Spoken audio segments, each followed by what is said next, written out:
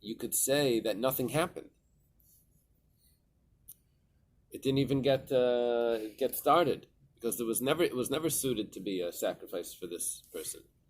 So you say, well, that means nothing happened. You can do it now. Shema min hatlas, we see first of all that that even while it's alive, it gets rejected.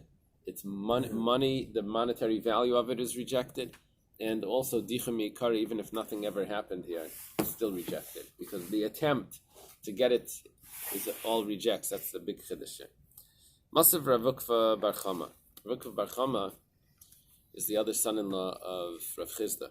I think he's the first husband of his daughter before Rava. I think it's Rav Ukva Bar Chama. Hamafresh nekeva lepischai kaidem Pesach. If someone separates a female paschal offering, which is incorrect because Korban Pesach. My joke. Yeah, in school I said, I remember, I think it was 5th or 4th grade. The teacher says, what happens if someone he shechts his Korban Pesach and inside he finds a baby? Is that considered a Korban Pesach or is it not? So we were all guessing, and then he says Korban Pesach needs to be a male. You said this once. Yeah. So if the rooster. question. Okay, so this person designates a female offering for his Korban Pesach. So Tirad Shista, he has to wait till it gets a mum, v'timacher, and then he sells it. V'yavi b'damer Pesach, and he brings the Korban Pesach a zachar. Yolda zachar. Let's say the female offering that he consecrated incorrectly gives birth. Exactly that case. So Yirad Shista, he waits till it gets a mum, v'yimacher, and he sells it. V'yavi b'damer Pesach. In other words, he can't bring it. Reb Shimon Aimer, who asked me Yaakov Pesach? Reb Shimon says no. Reb Shimon says you could bring the offspring. Very interesting. Shema mina balechayim ein nidachim. Obviously, according to Reb Shimon, it doesn't get rejected while it's alive. Okay, because according to the Tanna Kama, it's rejected already because it's born from it. It was in birth. It was rejected. Amri debei Rabbaishia ki amrinan l'Rabbanan. This was a kasha. 1 second. This is a kasha because we just said Shema min hatlas. One of them is Balei Chaim Nidachim. We're asking a kasha from Reb Shimon that Reb Shimon says Balei Chaim Eina Nidachim. So Rabbaishia responds. The yeshiva of Rabbaishia responds. Yes, Rabbi Lazar. It says Amalei Rabbaishia. Isn't that interesting? Rabbaishia himself responds. Maybe it means Amar Lach Rabbaishia. Rabbaishia would have responded because it was said. It wasn't said by Rabbaishia. It was said by Rabbi Lazar in the name of Rabbaishia. It must have Rav Ukva Bar Chama can't be that he's asking him. Rav Ukva Bar Chama didn't see Rabbaishia, so it must be Amar Lach. Amar Lach means he would have said to you. Ki amrinan l'Rabbanan. I was referring to the opinion of the sages. The Reb Shimon said Balei Chaim Eina Nidachim because Reb Shimon holds that. I know. I wasn't referring to Reb Shimon's opinion. I was doing the other opinion. In the other opinion, Balei Chaim are Nidachim. Okay. Now there's this point here of Hagra Leina Makeves. What we're about to discuss is the 2 goats on Yom Kippur. If one of them dies after they've been designated, if 2 goats, one's supposed to go to Azazel and one's supposed to be offered as a sacrifice, it's supposed to be a pair. If one of them dies, so how do you replace it? How do you replace that one that died? Do you have to replace the whole pair, or or you just bring one in? So that's a machlekes. It's a discussion that keeps coming up, and it's associated with Balei Chaim Nidachim.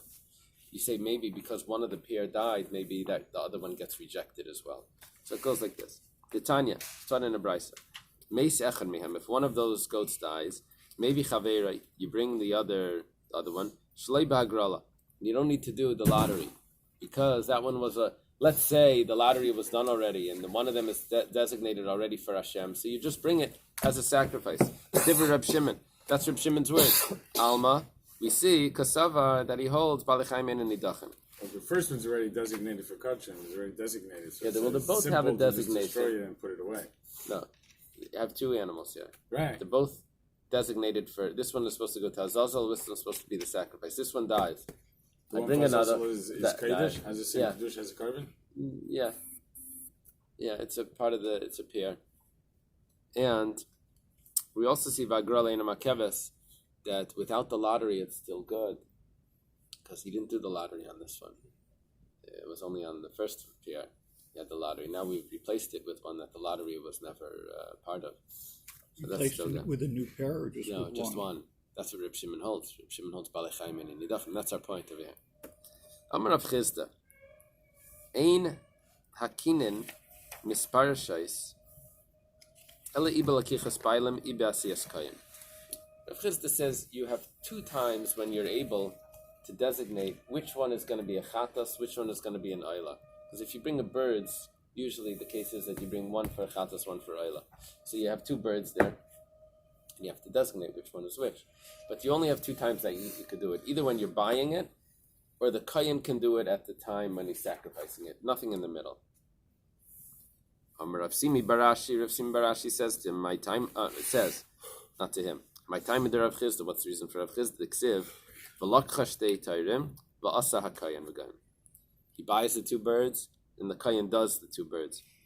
So, those psukim teach us that you only have those two times. Meisvei, we ask a question. Shin, the tough is really a shin, right? It's like a retort. Meshiv to respond. So chatas, he makes it for a chatas. Hagoyra l'ser chatas, vein Hashem l'ser chatas. Calling it a chatas doesn't work. You need to do the goyrel. Okay. Calling it a chatas doesn't make it a chatas. Makes sense. You would have to do the goyrel. Okay, 1 second. So, the ein kohen is a chatas. The kohen can't make it the chatas. You need to do the goyrel. So I'm a good of a goyrel. So, sheyachal, because I could have thought it's different. This comparison is going to create a question. Because the comparison, what we're going to do now, we're going to bring out that maybe we're going to see that there are moments that you can make it into the chatas or the oila, you can designate it, even though it's not the purchase or the performance of the carbon itself. We're going to see that there are times in the middle that you could do that. So we're discussing here these carbon. Shiachal valaydinu. Could have thought differently. In places where the girl doesn't consecrate it, but kiddush Hashem, but just calling it is good enough. That means every other sacrifice. If a girl can do it, should it not be at least have the status of a regular sacrifice? That when you call it that this is the chatas, this is Lashem, this is Lazazel, that should work. Talmud Leimer vaso chatas. I have a special pasuk of vaso chatas. A girl is chatas, vein Hashem is chatas. Only the girl makes it into a chatas, but not just calling it a chatas. That doesn't do it. Katani, but this taught us shamed them the girl. That calling it is a comparison to the girl, to the lottery. Now, ma girl just like the girl is not by the purchase. The girl is not by the kohen shechting it. Apparently, calling it would have worked. Also by in the interim, in between the purchase and the performance of the sacrifice. Amarav, supposed to be Amarava, Hachikamer. This is what it means. Just like where the girl doesn't work when the owners buy it, or when we add some words in here to make this fit, or when the kohen performs it. So Kiddush Hashem, but calling it would work. Either at one of those moments, but over here, where the girdle does work, not when you buy it, not when you perform it. In the middle, should it not be a kal v'chaimer that calling it should work either by the purchase or by the performance. That should be good enough. If you do the comparison right, then you can avoid that question. That's what the Gemara is saying. We're not trying to say that you should have been able to. The comparison isn't telling us you should have been able to call something a chatas when it's not the purchase or it's not when the kain's doing it. Meisver, we have another question. Of course.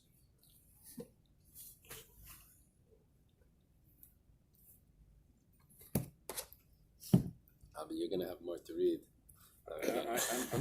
I'm prepared for the Mishnah. So Okay, excellent. Actually, can I stop in the Mishnah? You'll do that? you can stop at the Mishnah. Okay. You need to do test, Rabbi, see if you know what he's saying. Actually, I read all the Let me English. stop. I can say the whole thing in English. That's saying Hebrew. I'll stop by the second. Wherever you want. It's a good spot. It's up to you. I'm starting Let's with try. the Mishnah. Okay, so then I'll stop there. So Meisvei. But I'm doing quick. I'm not slapping. Actually, slapperij. Dude, let's go. So let him do it. Stop. Where's the question? Metame Mikdash Ani. If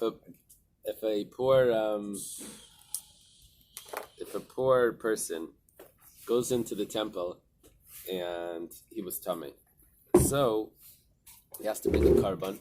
It's called the carbon Eilav Yared. It's a carbon that fluctuates depending on his bracket, his income. So what does he do? Shehifrish Mayis Lakina. He designates money. He's poor, so he designates money for his birds. The hasher, and then he gets richer. And he says, Elo lachatasi ve'elo lailasi.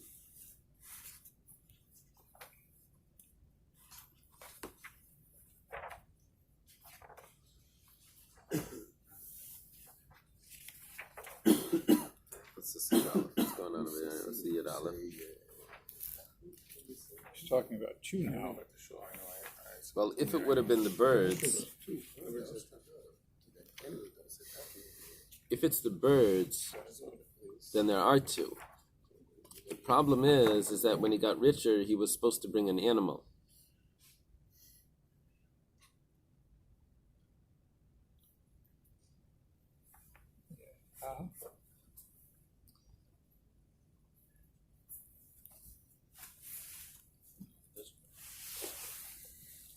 He was unaware that he's no longer obligated to bring a pair of birds. So he's still continuing discussing his birds. He says, this is for my sin offering, this is for the burnt offering, which is what you say by your birds. That's an error, because he doesn't need to bring an ayla. He needs to add money and bring a goat, a lamb or a goat for a sin offering from the money designated for the sin offering. So, but he can't add money to his ayla, but he may not add more money and bring his obligation of a sin offering from the money designated for his burnt offering. So what he's doing is, the money for his burnt offering, he doesn't, only the middle status over here brings a burnt offering. Because when you bring two birds, one's a chatas, one's a ayla. So at the point when he wasn't able to bring this anymore, he designates it. So the Gemara says, Moisif, he adds, maybe midmei chatasai. He can bring the animal from his chatas money. But he can't bring from his ayla. Now we're going to have a problem. When did he designate it? Not when he purchased it, and not when the kohen's performing it. He's designated at a time where there's no lakicha or asiyah. We said that you can't bring from the ayla. There was no designation. Designation in the middle is nothing. Amar Rav Sheshes answers this question. He says, B'tizbara, do you really think Masnisa Maskantai that's an accurate brisa? The whole brisa is corrupted. You can't bring any proof from that. The Ktani, look at what it says. It says Vehesher, he got wealthy. What's the Yadalid?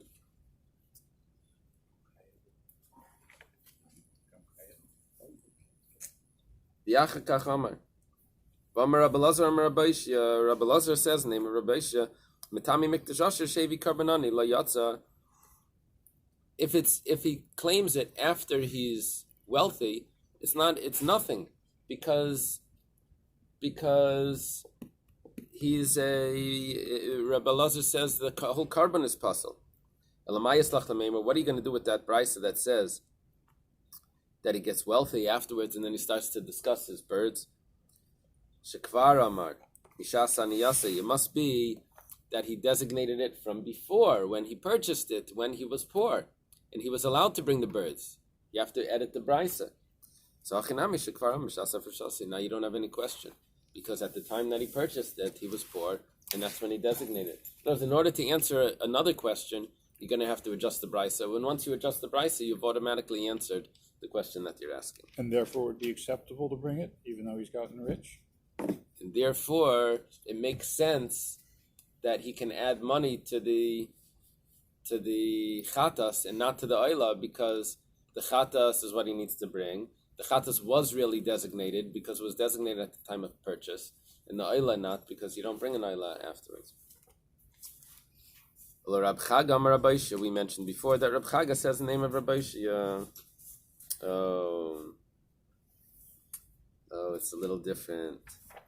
It's not both two opinions in the name of Rabbi Shia. The Shita Mekubetzes adjusts it. Before it was Rabbi Lazar Amar Rabbi Shia, here it's Rab Chaga Amar Rabbi Yoshia. It's a different person. It says Aishia, but the Shita Mekubetzes on the side, he adjusts it. The Amar, he says Yatza, he says that if a wealthy person brings a poor sacrifice, he is Yatza. Ma'yekal. According to him, you don't need to adjust the brisa. According to him, the brisa could be correct, that he was wealthy, and he's still discussing his poor sacrifice, which means if he would have brought it, it would have been yaitza. So according to him, how is he allowed to designate it in the middle? Which one is the chatas, which one the oila? Rab Chizda held that you can only designate it at the purchase or at the performance of the kohen. So tini ba'achikach lokach v'amar says, according to him, you're going to have to say that it was only designating money, and then afterwards he goes and buys it, and he says, according to him. So we'll still adjust it slightly. Meisvei, we have another question. Mitzayra ani shevi karban asher, a poor mitzayra that brings the carbon of a wealthy man. Yatza, he is yaitza. Asher shehevi karbanani, but a wealthy man that brings a poor carbon, la yatza, he's not yaitza. Tifta de Rab Chaga Amar Rabbi Shia, it's a kasha on Rab Chaga. According to him, you should be yaitza. We said that by someone that's tamei that enters into the sanctuary, that brings the poor man's sacrifice, he's not yaitza. And here we're seeing by the mitzayra that he is yaitza. Amalach, Rab Chaga would respond to you, Shani Gav Mitzayra Demiat Rachmana. We have a special pasuk by mitzayra. It says Zais. This. That means that you have to bring, the wealthy man has to bring his sacrifice, and the poor man and the wealthy man cannot bring a poor man's sacrifice. The Gemara says, oh, Zais. That means it's restricted to the bracket that he's in. Why did you say that a poor mitzayra, shehivi karban asher la yatza? It should be la yatza. Why did you say if he brings a wealthy man, he is yatza? It should be that he's not yaitza if it's based on a pasuk. He can't increase his sacrifice. The Gemara says la'ayi ha'hadri kra tairas. The truth is that the pasuk says tairas, which is more inclusive. V'hatanya, and we'll prove it to you. It says tairas l'rabis mitzayra ani shehevi karban asher. Tairas means, the more inclusive word, the laws of, teaches me that a poor man that brings a karban asher is yatza. He fulfills the obligation. Maybe a wealthy man that brings a poor man's sacrifice is also yaitza. Talmud Leimer Zais. So therefore it says Zais. So we have one inclusion and one exclusion. The inclusion tells me that a poor man can bring a wealthy man's sacrifice. It's good. The exclusion says that a wealthy man that brings a poor man's is not good. The Gemara says, why don't we learn from there to other sacrifices? Amar Kra, the pasuk says, Vim Dalhu. If he's a poor man, and he can't afford, mitzayra huda asher shevi karbanani huda la yatza. Avam tam mikdash asher shevi karbanani yatza. We learn from the pasuk that it only applies to a mitzayra that if it's an Asher brings a Karban Ani, that he's not Yaitse. But Mitami Mikdash, that's an Asher that brings a Karban Ani, according to Reb Chaga, is Yaitse. Okay, the Mishnah, until the end, Abi will teach after... I don't know if I'm going to teach, but I'm more going to just... Just gonna go through it fast as you've ever seen. Speed fast. So, do you want me to read the Mishnah? You can. The Mishnah says like this. It's very simple. The Torah always puts Very straightforward. sheep and then goats. Maybe sheep are better. We have one place where it doesn't put it first. That tells me that they're both equal. It always says the pigeons before the doves, or whatever Taurin are in Yacham. Maybe Taurin are better than doves. Talmud Laimar. One place it says Bnei Yaina first. Malamich's name it tells me that they're equal. It always says father and mother. Maybe the honor of the father comes before the mother. Talmud Laimar ish, a man, should be in awe of his mother and his father. It says mother first. Malamich's name and that means that they're equal. The sages said, if there's ever a conflict, the father comes first. Because both him and his mother, child and mother, are obligated in the respect of the father and husband. Same as with Talmud Torah. That means that the father and the son are obligated to respect the Rav. If the son learns most of his learning from the Rav, then Harav Kaidem Esa'av, then the teacher comes before even the father. For example, he has to return a lost object. Because both him and his father are obligated in the honor of the teacher, in the teacher, so that's why the teacher would come first. Okay, now you're up to the Gemara. Tan Rabbanon, you'll do. Start from there. Yeah.